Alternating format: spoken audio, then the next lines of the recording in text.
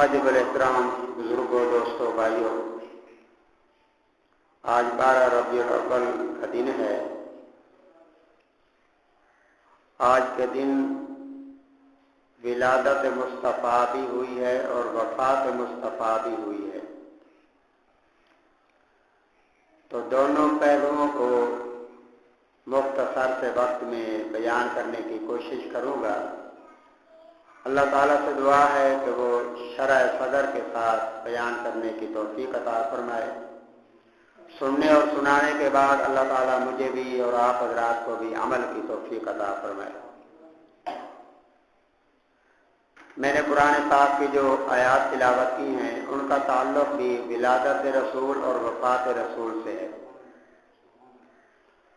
پہلی آیت کے اندر اللہ پاک نے فرمایا ہے لَقَدْ مَنَّ اللَّهُ عَلَى الْمُؤْمِنِينَ إِذْ بَعَثَ فِيهِمْ رَسُولًا، کہ اے ایمان والو، پکی بات ہے کہ میں نے تمہارے اوپر احسان عظیم کیا ہے اپنا رسول بھیج کر۔ حالانکہ رسول تو اور بھی بہت آئے ہیں، آدم علیہ السلام ابو الانسانیت بھی ہیں، رسول بھی ہیں۔ اللہ نے ان کے آنے پر احسان نہیں جتلایا۔ ابراہیم، حضرت نوح علیہ السلام، جس کو ثانی آدم بھی کہا جاتا ہے، لیکن اس کی تشریف آوری پر بھی اللہ نے احسان نہیں جتایا۔ ادریس علیہ السلام اللہ کے نبی، ان کے آنے پر بھی اللہ نے احسان نہیں جتلایا۔ حضرت موسیٰ علیہ السلام، ہارون علیہ السلام، حضرت زکریا علیہ السلام، یحییٰ علیہ السلام، حضرت ابراہیم، اسماعیل اور اسحاق علیہ السلام، حضرت یعقوب اور یوسف علیہ السلام، حضرت عیسیٰ علیہ السلام، یہ سارے کے سارے اللہ کے نبی ہیں، اللہ کے رسول ہیں، آتے رہے، لیکن اللہ نے یہ نہیں فرمایا کہ ان کو بھیج کر میں نے تمہارے اوپر احسان کیا ہے۔ آخر اس کی وجہ کیا ہے کہ امام الانبیاء، فخر الانبیاء، خاتم النبیین حضرت محمد مصطفیٰ احمد مجتبیٰ صلی اللہ علیہ وسلم کی آمد پر اللہ پاک نے احسان کیوں جتلایا ہے؟ اس کی وجہ یہی ہے کہ اللہ تعالیٰ کے خزانوں میں جو اللہ کو سب سے زیادہ محبوب تھا وہ امام الانبیاء صلی اللہ علیہ وسلم کی ہستی تھی۔ جب ایک سب سے زیادہ محبوب چیز کو اللہ پاک کسی کو دے دیں تو اس پر احسان جتلانا ہی پڑتا ہے۔ اللہ فرماتے ہیں میرے پاس ایک ہی تو خزانہ تھا، میرے خزانے میں ایک ہی تو ہیرا تھا جو مجھے محبوب تھا، وہ محبوب میں نے تمہیں دے دیا ہے، اس لیے میں نے تمہارے اوپر احسان عظیم کیا۔ اور پھر اللہ رب العالمین نے حضور نبی کریم صلی اللہ علیہ وسلم کو بھیج کر احسان کیوں جتلایا ہے؟ اس کی دوسری وجہ یہ بھی ہے کہ پوری انسانیت عیسیٰ علیہ السلام کے بعد پوری امت، پوری انسانیت گمراہی کے گڑھے میں پہنچ چکی تھی۔ ہر طرف ظلم تھا، ہر طرف فتنے تھے، ہر طرف فسادات تھے، معمولی باتوں پر جھگڑے، ایک دوسرے کے بارے میں دل کے اندر حسد، بغض، کینہ، یہ ایسی بیماریاں تھیں جو پیدا ہو چکی تھیں۔ اور پھر ایک دوسرے کا احترام نہیں، والدہ کا احترام نہیں اولاد کے دل میں، اور بچیوں کا احترام نہیں والدین کے دل میں، اور بچوں کو دل میں والدین کا احترام نہیں ہے۔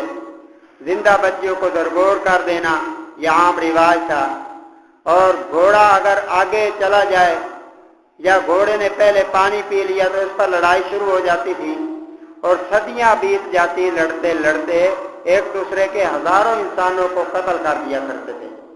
بلکہ جانے والا یہ وصیت کر کے جاتا اپنی اولاد کو کہ اس وجہ سے ہماری لڑائی جھگڑا شروع ہوا ہے، اس کو ختم نہیں کرنا بلکہ جاری رکھنا ہے، یعنی ہم نے قتل و غارت کیا ہے، یہ سلسلہ آگے بھی جاری رہے۔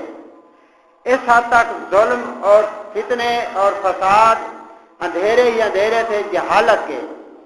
اس دور میں امام الانبیاء صلی اللہ علیہ وسلم کو اللہ نے جب بھیجا دنیا کے اندر، اور آپ صلی اللہ علیہ وسلم نے ظلم کے اندھیرے سے نکالا، جہالت کے اندھیرے سے نکالا، علم کی روشنی سے منور کیا اور ایمان کے نور سے منور کیا، تو اللہ پاک فرماتے ہیں کہ یہ کام میرے محبوب نے کیا ہے، اس لیے لقد من اللہ علی المؤمنین اذ بعث فیہم رسولا کہ ایمان والو اس رسول کو میں نے تمہارے اندر بھیج کر تمہارے اوپر احسان عظیم کیا ہے۔ یہ تعلیمات تو اللہ کے محبوب نے ہمیں دی ہیں، ایک دوسرے کی قدر کرنا، ایک دوسرے کا دل کے اندر احترام رکھنا، غرباء کے ساتھ تعاون کرنا، یتیموں کے سروں پر ہاتھ رکھنا، ان کی کفالت کرنا اور اپنی اولاد کی اچھی تربیت کرنا، ان کو دین سکھانا، دین کے مطابق تربیت کرنا، اپنی بچیوں کی تربیت کرنا اور پھر دیندار گھرانے کے اندر ان کی شادیاں کر دینا، یہ سارے کے سارے پیغامات اور سارے کے سارے احکامات اور ساری کی ساری تربیت اللہ کے محبوب صلی اللہ علیہ وسلم نے کی ہے۔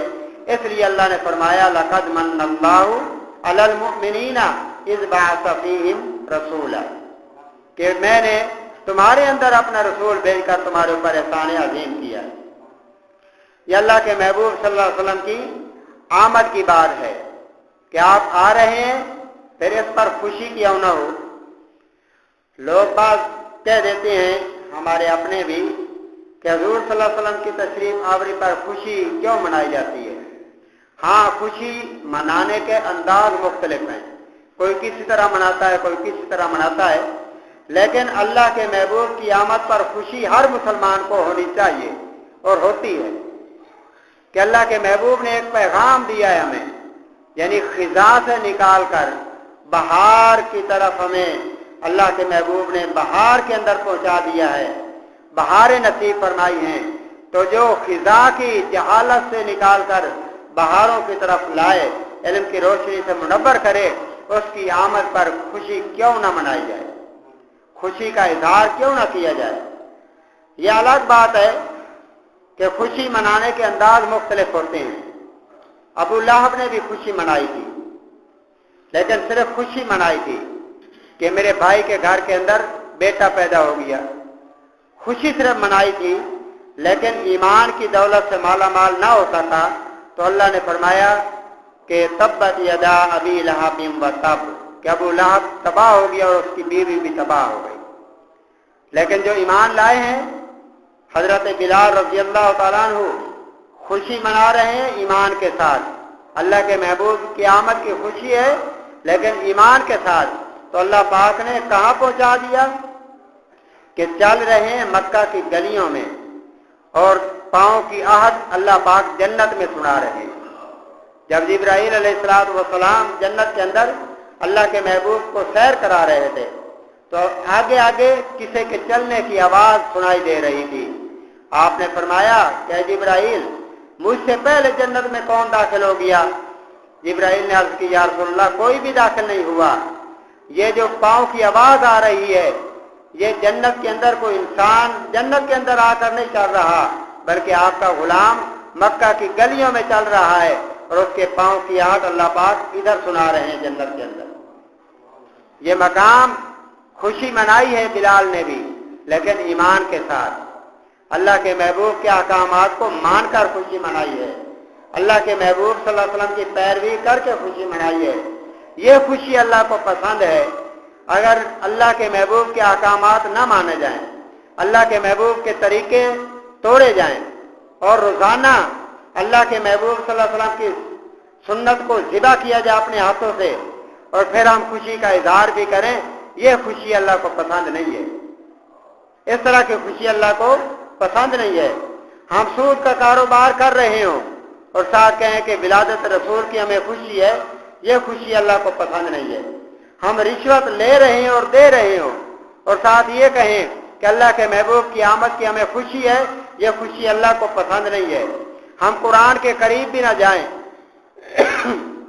نمازوں کا اہتمام نہ کریں اور لوگوں کے حقوق ادا نہ کریں، والدین کا احترام نہ کریں، بہنوں کے حقوق مار کے بیٹھ جائیں اور ہم کہیں کہ ہم اللہ کے نبی کی آمد پر خوشی منا رہے ہیں، ہماری بخشش ہو جائے گی، تو یہ بہت بڑی خام خیالی ہے۔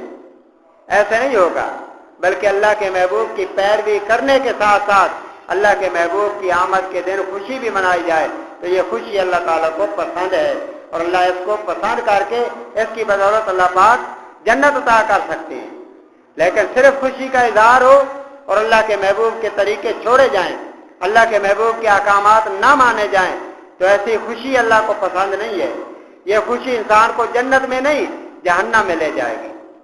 اس لیے خوشی منائی جائے لیکن ایمان اور اعمال صالحہ کے ساتھ منائی جائے, اللہ کے محبوب کی پیروی کے ساتھ منائی جائے تو یہ خوشی اللہ کو پسند ہے.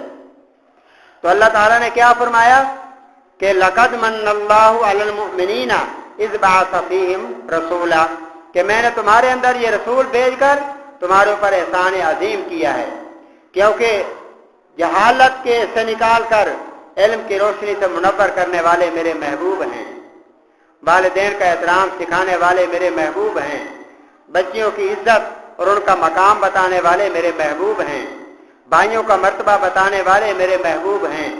اللہ فرماتے ہیں کہ والدین کا احترام, پڑوسیوں کے حقوق, یہ سارے کے سارے بتانے والے میرے محبوب ہیں. پہلے تو تمہیں پتہ نہیں تھا, تم اس چیز کے غافل تھے, آج تمہیں یہ علم ہو گیا ہے تو یہ میرے محبوب کا احسان ہے, میرے محبوب صلی اللہ علیہ وسلم کی آمد کی وجہ سے. اس لیے اللہ نے فرمایا لقد من اللہ علی المؤمنین اذ بعث فیہم رسولا. اور دوسرا یہ ہے کہ اسی دن اللہ کے محبوب کی وفات بھی ہوئی ہے.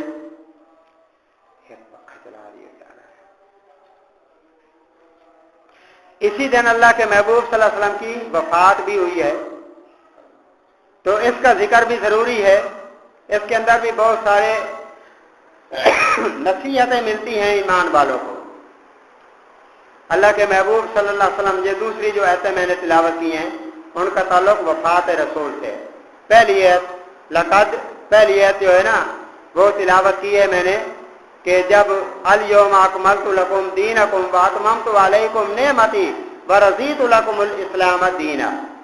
اللہ تعالیٰ فرماتے ہیں جب آخری حج اللہ کے محبوب اپنی زندگی میں پہلا اور آخری حج تھا اللہ کے محبوب علیہ السلام کا, اور صحابہ کرام کی بڑی تعداد سامنے موجود تھی.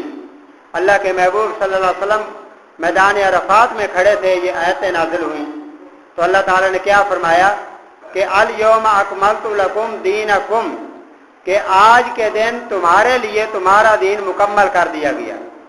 جب یہ آیت نازل ہوئی صحابہ کرام خوش ہوئے, اور خوشی ہونی بھی چاہیے کہ جس دین کے لیے انہوں نے قربانیاں دی, اپنے جسم کی چمڑیاں اتار دی گئی, ان کی جسم کی چمڑیاں اتار دی گئیں, اور ان کو آنکھیں بھی ان کی ضائع ہوئی, اور ان کے سامنے ان کے بچوں کو ذبح کر دیا جاتا تھا, اور طرح طرح کے ان کے آگ کے انگاروں پر ان کو لیٹنا پڑا, سینے پر بھاری پتھر کی چٹانیں رکھنی پڑی اس دین کے لیے. تو وہ دین جب مکمل ہو رہا تھا تو صحابہ کرام خوش ہو رہے تھے کہ آج ہمارے لیے ہماری جو محنت تھی اس محنت کا ہمیں پھل مل گیا, اس لیے ہمیں خوشی ہے. لیکن ایک شخص تھا جو مسجد کے اس میدان عرفات میں کونے میں بیٹھ کر زاروں قطار رو رہا تھا. صحابہ کرام نے دیکھا تو وہ رونے والی ہستی ابو بکر صدیق کی تھی, وہ رو رہے تھے. صحابہ کرام رضوان اللہ علیہم اجمعین نے پوچھا, کیونکہ وہ سمجھ گئے, آیت کا مقصد سمجھ گئے کہ جب دین مکمل ہو گیا تو اب اللہ کے رسول ہم سے جدا ہونے والے ہیں. دین مکمل ہونے کا مقصد بھی یہی ہے. یہ بستہ سنا دیا گیا ہے, یہ اعلان کر دیا گیا ہے, تو پتہ چل گیا کہ اللہ کے محبوب اس دنیا سے جانے والے ہیں. تو یہ تصور کر کے ابو بکر صدیق رو رہے تھے. ایک طرف خوشی بھی تھی. جب پوچھا کہ آپ کیوں رو رہے ہیں, دین مکمل ہو گیا, تو فرمایا کہ میں خوش بھی ہو رہا ہوں کہ دین مکمل ہو گیا, لیکن رو اس لیے رہا ہوں کہ جو دین لے کر آئے تھے آخری دین, اور دین کی تکمیل کے لیے جو ہستی آئی تھی وہ ہستی ہم سے جدا ہونے والی ہے. اس کی مراد یہی ہے کہ امام الانبیاء ہم سے جدا ہونے والے ہیں, اس لیے میں رو رہا ہوں. اور دوسری آیت اذا جاء نصر اللہ والفتح ورأیت الناس يدخلون فی دین اللہ افواجا, یہ آیت نازل ہوئی. تو اس آیت کو سن کر بھی ابو بکر صدیق رونے لگے, حالانکہ مکہ فتح ہونے کا اعلان تھا کہ آج فتح ہو چکا ہے, آج کے دن مکہ, اور یہ خوشی تھی اللہ کے محبوب صلی اللہ علیہ وسلم کے لیے بھی, صحابہ کرام کے لیے بھی. لیکن ابو بکر صدیق رو رہے تھے کہ اس آیت کا مقصد بھی یہی ہے سورت کا کہ اللہ کے محبوب ہم سے جدا ہو رہے ہیں. अब अल्लाह के महबूब की जुदाई के गम में वो रो रहे हैं। और मेरे भाइयों, हजूर नबी करीम सल्लल्लाहु अलैहि वसल्लम जब इस दुनिया से जाने लगे, 12 रबीउल अव्वल का दिन था, सुबह सादिक का दिन, तो अल्लाह के महबूब अलैहिस्सलातु वस्सलाम की जब रहलत होने लगी तो हजरत आयशा सिद्दीका रज़ी अल्लाह ताला अन्हा के हुजरे में थे और हजरत आयशा की गोद में सर मुबारक रखा हुआ था। मिसवाक भी आखिरी वक्त तलब की और मिसवाक किया, और फिर आखिरी वसीयतें जो की हैं वो असल सुनने की हैं। हम सिर्फ सुनने सुनाने के चस्के में हैं कि मौलवी तर्ज़े लगाकर कुछ अशार पढ़ के आपको सुना देते हैं, आप वाह वाह कह देते हैं, लेकिन असल मकसद ये है कि हम अमल करें कि अल्लाह के महबूब हमें किस मकसद के लिए दुनिया के अंदर तशरीफ लाए थे और कौन सा पैगाम देकर दुनिया से जा रहे थे। आखिरी वक्त है, अल्लाह के महबूब सल्लल्लाहु अलैहि वसल्लम फरमा रहे थे कि या रब्बी उम्मती, या रब्बी उम्मती, कि या अल्लाह मेरी उम्मत का ख्याल रखना, मेरी उम्मत का ख्याल रखना, इनको तन्हा न छोड़ना। जब इजराइल तशरीफ लाए तो साथ जिब्राइल भी आए। जिब्राइल अंदर आए, इजराइल बाहर खड़े हो गए, और जिब्राइल अलैहिस्सलाम आए और आकर कहा कि या रसूलल्लाह, इजराइल भी आए हैं, अल्लाह ताला आपसे मुलाकात करना चाहते हैं, आपका दीदार करना चाहते हैं, इसलिए अल्लाह जी इजराइल अलैहिस्सलाम मेरे साथ आए हैं। हजूर नबी करीम सल्लल्लाहु अलैहि वसल्लम ने फरमाया कि मैं जाने के लिए तैयार हूँ, लेकिन पहले अल्लाह ताला से पूछ कर आओ कि मेरे बाद मेरी उम्मत के साथ क्या करेगा। तो अल्लाह रब्बुल आलमीन ने जब पैगाम भेज दिया कि तेरी उम्मत के तेरे जाने के बाद मेरे महबूब, तेरी उम्मत को मैं तन्हा नहीं छोड़ूंगा, तेरी उम्मत को तन्हा नहीं छोड़ूंगा, तो उस वक्त अल्लाह के महबूब सल्लल्लाहु अलैहि वसल्लम ने फरमाया कि अब मैं अल्लाह के पास जाने के लिए तैयार हूँ। और आखिरी अल्फाज क्या थे कि ऐ लोगों, वसीयत करके जा रहे थे, ऐ लोगों नमाज ना छोड़ना। क्या ना करना भाई? नमाज ना छोड़ना। हम क्या करते हैं कि नमाज छोड़ के आशिक रसूल बने फिरते हैं। अल्लाह के महबूब तो क्या कह रहे हैं कि नमाज ना छोड़ना। और दूसरी वसीयत कि अपने मतहतों के साथ अच्छा सलूक करना। यानी तुम्हारे जो मुलाजिम हैं, तुम्हारे मतहत हैं, तुम्हारे साए में काम कर रहे हैं, या घर के अफराद हैं, सब के लिए जो बड़ा होगा, बड़े के मतहत जितने भी होंगे, औलाद के लिए वालिदैन बड़े हैं, इसी तरह कोई कारोबार तिजारत हो तो जो ताजिर होता है वो मुलाजमीन के लिए बड़ा होता है। तो अल्लाह के महबूब फरमा रहे हैं कि नमाज ना छोड़ना और अपने मतहतों के साथ अच्छा सलूक करना, उनको तंग ना करना, उनके साथ बुराई से पेश ना आना, भलाई के साथ पेश आना। ये दो अहम वसीयतें हैं जिसको उम्मत भूल गई है। आज कारोबार के मामले में जाओ, दुकानों पर जो बच्चे मुलाजमत करते हैं मजबूरी के तहत, उनके साथ क्या सलूक किया जाता है, ये उनसे पूछा जाए कि तुम्हारे साथ क्या सलूक किया जाता है। लेकिन अगर उसी से पूछा जाए बदसलूकी करने वाले से, तो वो कहेगा मुझसे बड़ा आशिक रसूल कोई नहीं है।